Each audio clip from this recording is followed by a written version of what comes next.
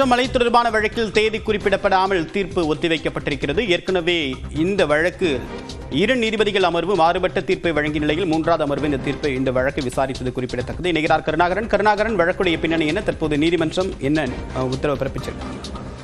தேவப்பிரியன், அதாவது திருப்பரங்குன்றம் மலை அடிவாரத்தில் சுப்பிரமணிய சுவாமி கோயிலும் மலை உச்சியில் தர்காவும் உள்ளது. இந்த சூழலில் மலை உச்சியில் ஆடு கோழி பலியிட தடை விதிக்க வேண்டும் என்று கடந்த சில மாதங்களுக்கு முன்பு இந்து அமைப்புகளைச் சேர்ந்த மனு தாக்கல் செய்தனர். அதற்கு எதிராக இஸ்லாமிய அமைப்புகள் மற்றும் தர்கா அமைப்பினர் மனு தாக்கல் செய்தனர். இந்த மனுக்களை விசாரித்த நீதிபதிகள் நிஷா பானு மற்றும் ஸ்ரீமதி அமர்வு 2 மாறுபட்ட தீர்ப்பை வழங்கினர். இதைத் தொடர்ந்து 3வது நீதிபதியாக விஜயகுமார் விசாரிக்க நீதிபதி உயர்நீதிமன்றம் உத்தரவிட்டது. இதைத் தொடர்ந்து இந்த விஜயகுமார் முன்பு விசாரணைக்கு வந்தது.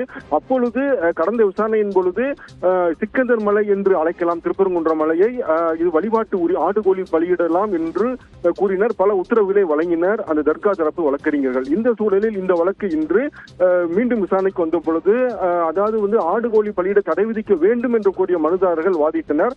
அப்பொழுது 2500 ஆண்டுகளுக்கு முன்பிருந்தே திருப்பரங்குன்றம் மலை என்று அழைக்கப்படுகிறது. எனவே அது அவ்வாறே அழைக்கப்பட வேண்டும்.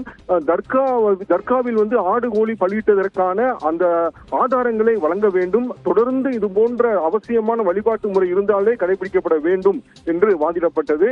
அனைத்து தரப்பு வாதங்களையும் நிறைவடைந்த நிலையில் நீதிபதி கூறுகையில், அதாவது இந்த 3வது நீதிபதியின் விசாரணை என்பது திருப்பரங்குன்றம் மலை எவ்வாறு அழைக்கப்பட வேண்டும், அங்கு ஆடு கோழி பலியிடப்படலாமா என்ற 2 கேள்விகளுக்கு மட்டுமே விடையளிக்கப்படும் என்று கூறி இந்த மனு மீதான விசாரணையை தீர்ப்புக்காக தேதி குறிப்பிடப்படாமல் ஒத்திவைத்து உத்தரவிட்டனர். தேவப்பிரியன், விரிவான தகவலுக்கு நன்றி கருணாகரன்.